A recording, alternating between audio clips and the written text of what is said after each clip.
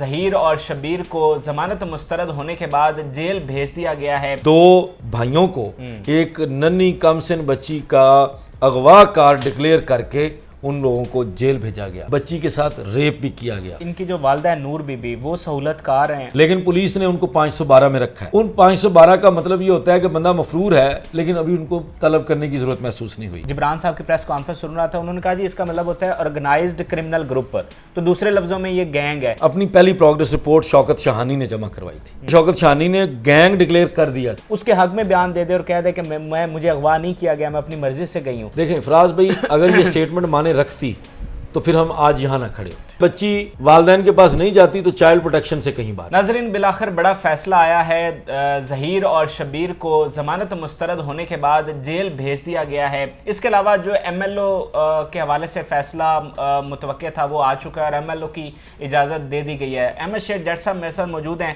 ان سے بات کرتے ہیں۔ جج صاحب بہت شکریہ آپ کا ٹائم دینے کا۔ جج صاحب، ایک ایسا کیس جس کے بارے میں ہمیں کہا جاتا رہا کہ ایک سمپل لو میرج کا کیس ہے، ایک سمپل سا کیس ہے، سادہ سی فیملی ہے، اور آج یہاں پر آ کر وہ کیس کھڑا ہو گیا ہے کہ یہ ہیومن ٹریفکنگ کا کیس ہے، اور آج بڑی ڈیولپمنٹ ہوئی ہے کہ ضمانت مسترد ہو گئی ہے۔ اس پر آج آپ کیا کہتے ہیں؟ بہت شکریہ فراز بھائی۔ پہلے دن ہمیں یہ بتایا گیا کہ ایک بچی ہے جی 13-14 سال کی، وہ کراچی سے نکلی اور کراچی میں 2 فرشتوں نے اس کی مدد کی اور وہ لاہور پہنچ گئی، اور لاہور پہنچ کر اس نے کسی سے موبائل فون لیا اور یونیورسٹی بھی کھلوائی، سنڈے کو گئی اس دن، پاکستان کی سب سے بڑی پنجاب یونیورسٹی جو ہے، اور وہاں پہ بچیوں کو بٹھایا گیا جنہوں نے اس کو موبائل فون دیا بچی کو، اور اس نے رابطہ کیا اپنے رانجھے کے ساتھ، اور رانجھا صاحب آئے دوڑتے دوڑتے بائک کے اوپر، اور پہلی دفعہ لڑکا اور لڑکی نے ایک دوسرے کو دیکھا اور ایک بہت بڑی لو سٹوری بنا کے نا پوری دنیا میں میسیج دینے کی کوشش کی کہ پاکستان میں 13-14 سالوں کی بچیاں اپنے گھروں سے اپنے رنجوں کے لیے بھاگنا شروع ہو گئی ہیں، اور ان کو پروموٹ کرنا چاہیے، ان کو شاباش دینی چاہیے کہ انہوں نے بہت بڑا کام کیا۔ لیکن پھر آپ جیسے لوگوں نے، سب لوگوں نے، ہر بندے کو غصہ آیا کہ یار یہ کیا واہیات کام شروع کر دیا ہے کسی خاتون نما نے۔ اس کے اوپر پھر لوگوں کا ریاکشن آیا، اور وہ ریاکشن اگر ہم درمیان میں ساری چیزوں کو قصہ مختصر کریں تو وہ آج کے دن پہ آ کے کھڑا ہوا جس دن 2 بھائیوں کو ایک ننھی کم سن بچی کا اغوا کار ڈکلیئر کر کے ان لوگوں کو جیل بھیجا گیا، اسی پولیس کے ذریعے جس پولیس نے ان کو پہلے پروٹوکول دیا، انہی لوگوں کی زبان سے بھی ہم نے ان کی کمیونٹی پوسٹ کے اوپر بھی دیکھا کہ وہ جیل چلے گئے ہیں، جن لوگوں نے ان کو ہیرو بنانے کی کوشش کی، کبھی ان کے بیریا کے پلاٹ نکالے، کبھی ان کا پتہ نہیں کیا کیا کھاتا نکالا، کبھی ان کو کہاں سے جسٹیفائی کیا۔ وہ حیران تھے ہم سب لوگ کہ انہوں نے پوری ترجمانی کی، اور آج اس سب کے باوجود ہم نے دیکھا کہ وہ لوگ کنکلوڈ یہ ہوا کہ یہ لوگ اغوا کار ہیں۔ سزائے موت والا جو اغوا کا جرم ہے اس کی دفعات، اس کا الزام ہے ان کے اوپر، صحیح ہے، انسانی سمگلنگ کے پرپس کے لیے بچی کو اغوا کیا گیا تھا، کم عمری کی شادی کا جو ہے وہ الزام ان کے اوپر آیا، بچی کو اس کے نیچرل گارڈین سے اغوا کیا، اور اگلی چیز کہ بچی کے ساتھ ریپ بھی کیا گیا۔ اور یہ ابھی جو لوگ سمجھ رہے ہیں کہ وہ ریپ کی دفعہ کو تھوڑی دیر کے لیے عدالت نے سائیڈ پہ رکھ دیا ہے، تو وہ عدالت نے میڈیکل سے مشروط کر دیا ہے کہ میڈیکل ہوگا، اور میڈیکل کے اندر بچی کی انشاءاللہ تعالیٰ وہ چیزیں، میں چاہوں گا تو نہیں کہ کبھی بھی بچی کے کریکٹر کے اوپر کوئی بات آئے، کیونکہ وہ کوئی بہت بڑی خوشی والی بات یا کوئی فخر والی بات نہیں ہوگی، لیکن جو حالات ہیں اس حساب سے اگر اللہ نہ کرے بچی کے ساتھ بات پھیلی آئی تو پھر ریپ کا آفینس بھی ان لوگوں کے اوپر لگے گا، جن کو لو میرج، جن کو رانجھا بنانے کی کوشش کی گئی تھی، جن کو گلوریفائی کرنے کی کوشش کی گئی تھی سوسائٹی میں، ان کے اوپر یہ الزامات آئے۔ اچھا جج صاحب، آپ کو نہیں لگتا کہ یہ جو ان کے ترجمان بنے ہوئے تھے انہوں نے ان کو مروایا؟ کبھی یہ بیٹھ کر کہتے تھے کہ ہم ولیمہ کروائیں گے، کبھی کہتے تھے یہ شعلہ رضا کو دھمکیاں لگاتے تھے، سندھ حکومت کو دھمکیاں لگاتے تھے، تو اصل جو ان کو چاہیے تھا کہ صلح صفائی کی طرف لے کر جاتے، اور یہ الٹا ولیمے اور دھمکیوں پر لے گئے۔ دیکھیں فراز بھی، ان لوگوں کی مینٹالٹی بڑی حیران کن چیزیں ہیں کہ ہماری سوسائٹی کے اندر یہ ہمارے ہی طرح کے لباس میں، ہمارے ہی طرح کی ملتی جلتی شکلوں کے اندر یہ لوگ پھر رہے ہیں، اور یہ ایک بیسیکلی سوسائٹی کے 2 طرح کے چہرے ہمارے سامنے آئے اس کیس کی وجہ سے۔ ایک چہرہ پہلے تو ہمارے سامنے آیا کہ ایک والد ہے جس نے سوچا کہ ٹھیک ہے یار مجھے جتنا مرضی ذلیل و رسوا کر لو بٹ میں اپنی بچی کو کنویں سے نکالوں گا۔ دوسرا چہرہ ہمارے سامنے ان لوگوں کا آیا جن لوگوں نے اتنا گھٹیا کام کیا، اس کے اندر میری برادری، آپ کی برادری، ساری برادری کے لوگ شامل ہیں، یہ ہماری برادریوں میں سے ہی ہوتے ہیں، یہ ہمارے اندر سے ہی لوگ ہوتے ہیں جن لوگوں کو اس طرح سے اللہ تعالیٰ جو ہے نا وہ ان کی شناخت ہمارے اوپر ظاہر کرتا ہے کہ کس طرح سے ان لوگوں نے صرف ایک کیس کے لیے نہیں، ہمارے معاشرے کے اندر بگاڑ پیدا کرنے کے لیے پوری کیمپین چلائی. کس طرح سے انہوں نے ہمارے معاشرے کے چھوٹے چھوٹے بچوں کو اس طرف ترغیب دلانے کی کوشش کی کہ تم لوگ جاؤ، یہ کرو، ہم تم لوگوں کے لیے آ جائیں گے، ہمیں تو کہیں نہ کہیں سے فنڈنگ آ رہی ہوگی، ہم تم لوگوں کو پروموٹ کریں گے، تم لوگوں کو ڈیفینڈ کریں گے. اور یہ کر کے انہوں نے ہماری سوسائٹی کے اندر بگاڑ پیدا کرنے کی کوشش کی. آپ جیسے میرے جیسے لوگوں کا مقصد ان لوگوں کے ساتھ مہدی علی کاظمی کے لیے کھڑے ہونا نہیں تھا، بالکل مہدی علی کاظمی کو سپورٹ کرنا نہیں تھا، اس چیز کو کاؤنٹر کرنا تھا کہ بھائی اگر یہ لوگ بھی آ گئے ہیں اس سوسائٹی میں اور اب سامنے پتہ چل گیا ہے کہ یہ لوگ ہمارے معاشرے میں اس طرح کی چیزوں کو پروان چڑھائیں گے تو ہم بھی کھڑے ہوں گے اور ان لوگوں کو کاؤنٹر کریں گے. اور یہ اگر کیس کو آپ دیکھیں، ایک جنگ عدالت میں چل رہی تھی تو ایک عدالت کے باہر بھی چل رہی تھی. بالکل اس جنگ میں پورا کردار تھا آپ تمام لوگوں کا، اور جتنے ہمارے خاص کر لاہور کے، کراچی کے کئی صحافیوں کا، دوستوں کا، جن لوگوں نے بھرپور کوشش کی. اور میں اگر یہ ماننے میں مجھے کوئی آر نہیں ہے کہ وہ کم تھے، تعداد میں وہ لوگ کم تھے جو یہ سوسائٹی کے اندر بگاڑ پیدا کر رہے تھے، لیکن پھر بھی ہمیں زیادہ ہو کر بھی ان کو کاؤنٹر کرنے میں دشواری ہو رہی تھی اور یہ آسان کام نہیں تھا. تو اصل جنگ یہ جو تھی نا، یہ اس برائی کی اور یہ اس کے آگے جو ریزسٹنس بن کے لوگ کھڑے ہو گئے، اور جس کو وہ الٹیمیٹلی وہ امپلائڈلی بن گیا کہ وہ مہدی علی کاظمی کے سپورٹر ہیں. بیسیکلی یہ مہدی کاظمی کے سپورٹر نہیں تھے، باپ کے، اور پاکستان کی دعاؤں کو بچانے کے سپورٹر تھے، پاکستان کی بچیوں کو ان چیزوں سے نکالنے کے سپورٹر تھے، پاکستان کے اس کلچر کو، ان نارمز کو جن کو ہم فالو کرتے آئے ہیں، جو ہمیں بچپن سے سکھائی جا رہی ہیں، یا جو ہمارے عام طبقے میں، ہمیں کنزرویٹو کہو، ہمیں تنگ نظر کہو، ہمیں بڑے کوئی پینڈو کہو، جو مرضی کہو، وہ جو ہماری اصل روایات ہے، ہماری اقدار ہیں، ہماری نارمز ہیں، ہمارا کلچر ہے، جو ہمارے مذہب، جو ہمارے اوپر بائنڈنگ ہے، جو پہلی چیز ہے ہمارے اوپر بائنڈنگ. اس کے بعد ہمارے ملک پاکستان کے آئین کے مطابق بھی ہم نے انہی چیزوں کو فالو کرنا ہے. اسلام کے اگینسٹ ہمارا آئین نہیں جا سکتا تو ہم کیسے جا سکتے ہیں؟ ہم ان چیزوں کے لیے لڑ رہے تھے، اور اللہ تعالیٰ نے ان تمام لوگوں کو، مطلب وہ کامیابی ڈائریکٹلی تو ہمیں لگ رہا ہے مہدی کاظمی کی، لیکن یہ تمام والدین کی ہے، اور وہ پاکستان کے اندر نہیں، پوری دنیا میں سے، انڈیا، باہر کے باقی کنٹریز، مطلب پاکستان کے اندر میں دیکھ رہا تھا لوگوں کو اس ایشو کے لیے انڈین عوام کتنا زیادہ ساتھ دے رہی تھی. تو اس طرح یہ پوری دنیا کے والدین کا کیس تھا، اور آج جا کر ایٹ لیسٹ وہ پہلا سٹیپ، میں پہلے دن سے کہتا ہوں یہ لڑائی ہے، اس کے لیے لڑنا چاہیے، اس کو کوشش کرنی چاہیے. شاید ہم کامیاب ہوں یا نہ ہوں، یہ کامیابی یا ناکامی تو جو بھی ہوگی وہ ہماری نصیب کی بات ہے، وہ اللہ تعالیٰ کی طرف سے. بہرحال آج وہ پہلا سٹیپ کہ وہ چیز موو فارورڈ ہوئی کہ ہم وہاں پر پہنچ گئے کہ یہ اغوا کار ہے. بالکل کل چلان ایکسیپٹ ہوا، آج یہ گرفتار ہو گئے، اور آج جب یہ جیل جائیں گے تو آج ایٹ لیسٹ بہت سارے لوگوں کو یہ سکون ہوگا کہ یار یہ کراچی میں پولیس کے پروٹوکول میں نہیں گھوم رہے، بالکل یار یہ 2 اغوا کار جو کراچی سے بچی کو لے کے آئے تھے آج وہ جیل میں رہ رہے ہیں، آج وہ باہر دندناتے نہیں پھر رہے، اور کسی صحافی کے مطابق ان کو بڑے بڑے آفیسرز پروٹوکول دے کر کھانے کھلا رہے تھے، آج یہ کم از کم وہ کھانے نہیں کھا رہے ہوں گے، آج یہ لوگ جیل کے اندر وہی دال کھا رہے ہوں گے جو جیل کے باقی قیدی کھا رہے ہوں گے. جیل پہ بھی میں بات کروں گا، لیکن ایک مختصراً یہ بتائیے گا کہ جو کہانی ہمیں سنائی گئی تھی، ظاہری بات ہے وہ انٹرنیشنل میڈیا کی بھی وہ زینت بنی، تو آپ کو کیا لگتا ہے کہ یہ کہانی بنانے والا کون تھا؟ کیا یہ ان کے ترجمان تھے یا پیچھے کوئی اور تھا؟ اور اس حوالے سے بھی کوئی انویسٹیگیشن ہونی چاہیے تاکہ ہمیں پتہ تو چلے کہ یہ کر کون رہا تھا پیچھے. فراز بھائی، میں ماننے کو تیار نہیں ہوں کہ یہ صرف ترجمان بھی کافی ہوں گے، میں ماننے کو یہ تیار نہیں ہوں. ٹھیک ہے، جو بھی ہو وہ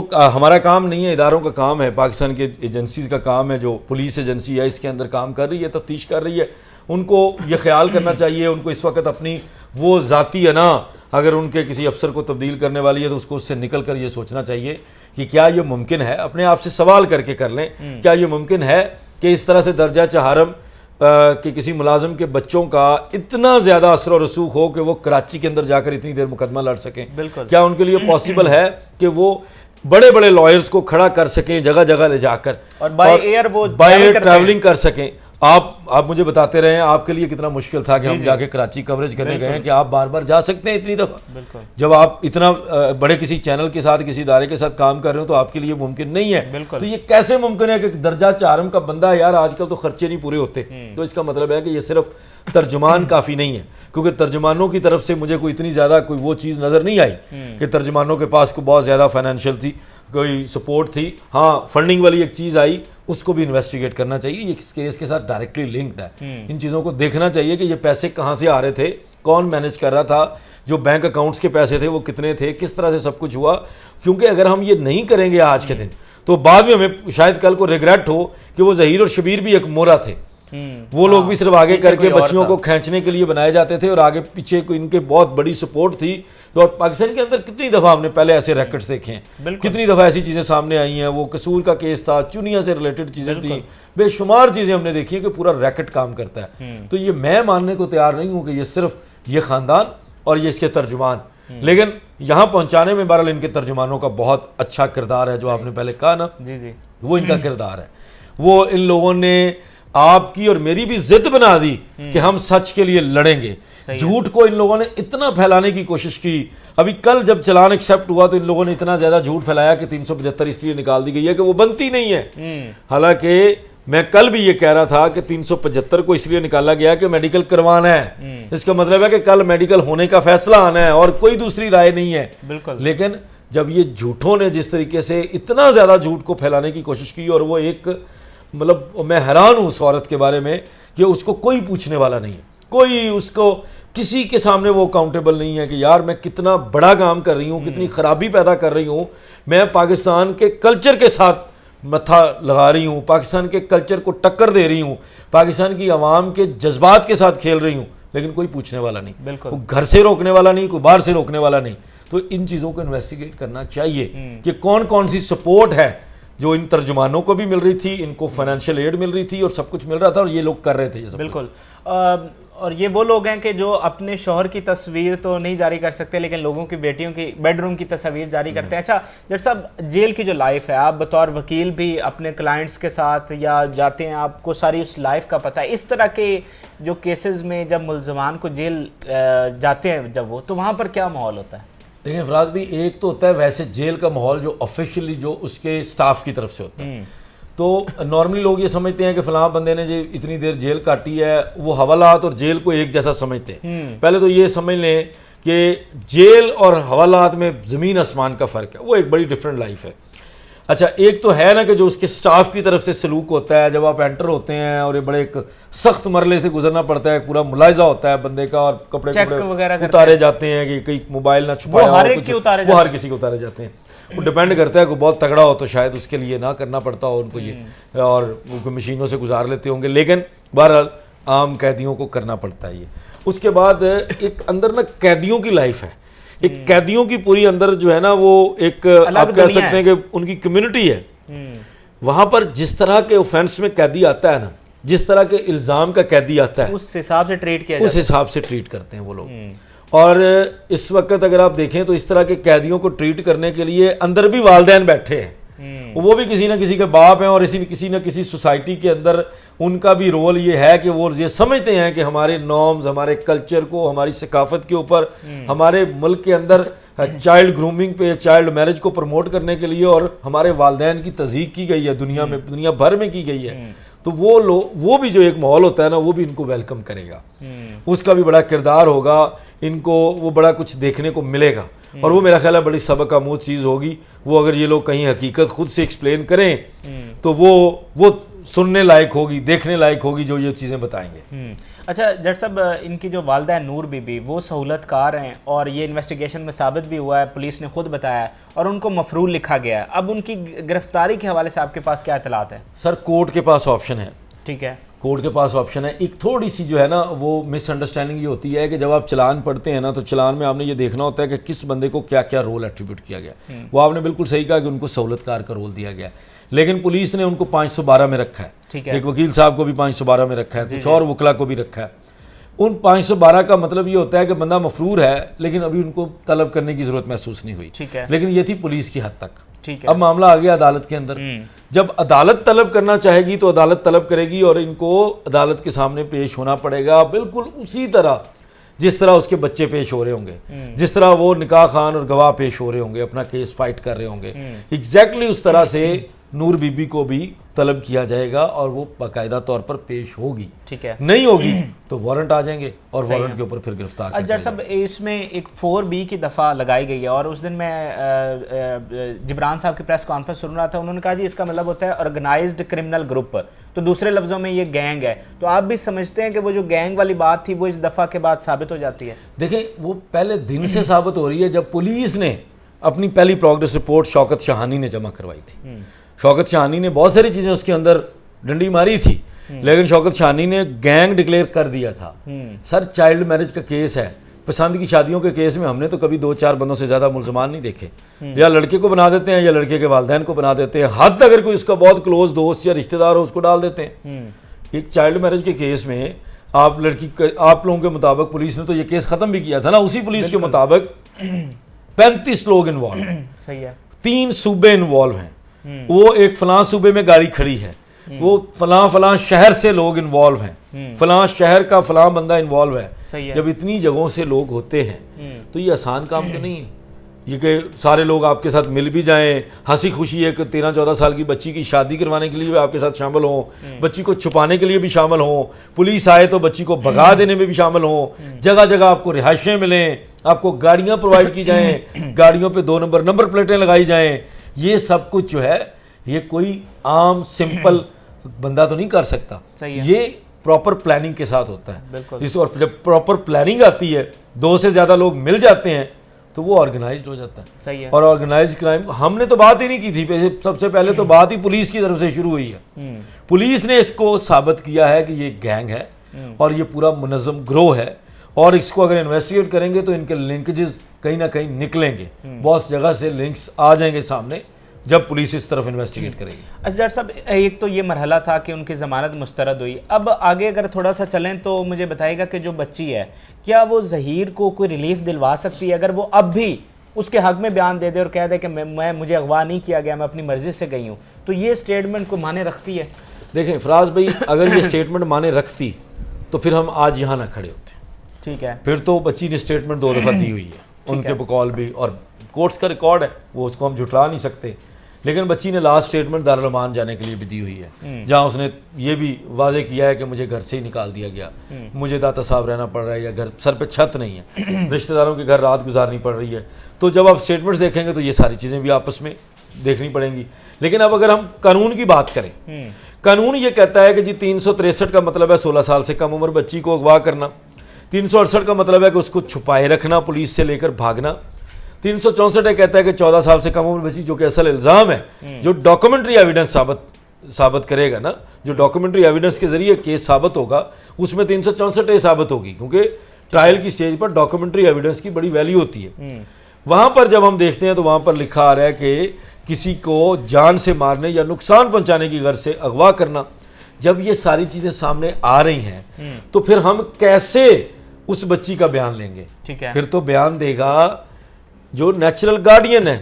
مہدی کاظمی کا بیان ان کے حق میں آ جائے تو یہ چھوٹ سکتے ہیں. اچھا, بچی کے بیان سے نہیں. اچھا, پھر آخر میں مجھے یہ بھی بتا دیں کہ چلیں بچی تو اس کو ریلیف نہیں دلوا سکتی, لیکن جو آخری مرحلہ ہے, جو اصل جنگ جہاں پر ہو رہی ہے کہ بچی کا والدین کے پاس واپس جانا, اگر بچی والدین کے حق میں بیان نہیں دیتی اور وہی دیتی ہے جو پہلے میڈیا پر دیتی آئی ہے, تو پھر کیا اسے چائلڈ پروٹیکشن میں رکھا جائے گا؟ اس کو چائلڈ پروٹیکشن میں رکھا جائے گا. ٹھیک ہے. اب بچی جب تک مائنر ہے, بچی والدین کے پاس نہیں جاتی تو چائلڈ پروٹیکشن سے کہیں باہر نہیں جائے گی. ٹھیک ہے. کسی اور کو نہیں دی جائے گی, نہ بچی کو بچی کے رحم و کرم پہ چھوڑا جا سکتا ہے, کیونکہ یہ سندھ ہائی کورٹ بھی لکھ چکا ہے. ٹھیک ہے. کہ بچی کو بچی کے حال پہ نہیں چھوڑا جا سکتا. ٹھیک ہے. بچی اپنے اچھے برے کا فیصلہ خود نہیں کر سکتی. ٹھیک ہے. اور بچی کو کراچی میں رکھا جائے جہاں پر مقدمہ چل رہا ہے. تو اب یہ جو مقدمہ چلے گا تو پھر بچی بھی باہر ہی رہے گی. جب بچی 16 یا 18 سال کی جو ایج ہے, جب میجر میں وہ, تو اس کے بعد پھر بچی آزاد ہے. بچی آزاد ہے, اس کے بعد بچی کی اپنی چوائس ہے. ٹھیک ہے. اچھا, یہ بھی بتا دیں کہ آپ کو لگتا ہے کہ کوئی بچی کا مائنڈ بدلا ہے کہ والدین کے حق میں کچھ چیزیں؟ دیکھیں سننے میں آئی تھی یہ باتیں, ہمارے دوست ہیں شاہد حسین, ان کے سورسز نے کنفرم کیا تھا, ایک سورس نے کنفرم کیا تھا اور دوسرے سورس نے نہیں کیا تھا. تب میں کراچی میں ہی تھا, تب یہ بات ہوئی تھی. بابر سلیم نے بھی یہ کہا تھا کہ جی ایک سورس کنفرم کر رہا ہے, دوسرا نہیں کر رہا. تو جب اس طرح کی صورتحال ہوتی ہے تو جو صحیح صحافی حضرات ہیں وہ کہتے ہیں کہ جی یہ غیر مصدقہ اطلاع ہے, لیکن اطلاع ہے لیکن غیر مصدقہ ہے. ہو بھی سکتا ہے اور نہیں بھی ہو سکتا، ٹھیک ہے، لیکن یہ چیزیں ابھی کلیئر نہیں ہیں، ایسی کوئی مطلب کوئی اوتھینٹک سورس نے کنفرم نہیں کیا اس کو۔ صحیح ہے جج صاحب، بہت شکریہ جج صاحب کہ آپ نے گفتگو سنی، کمنٹ سیکشن میں اپنی رائے سے ضرور آگاہ کریں، اجازت دیجیے، اللہ حافظ۔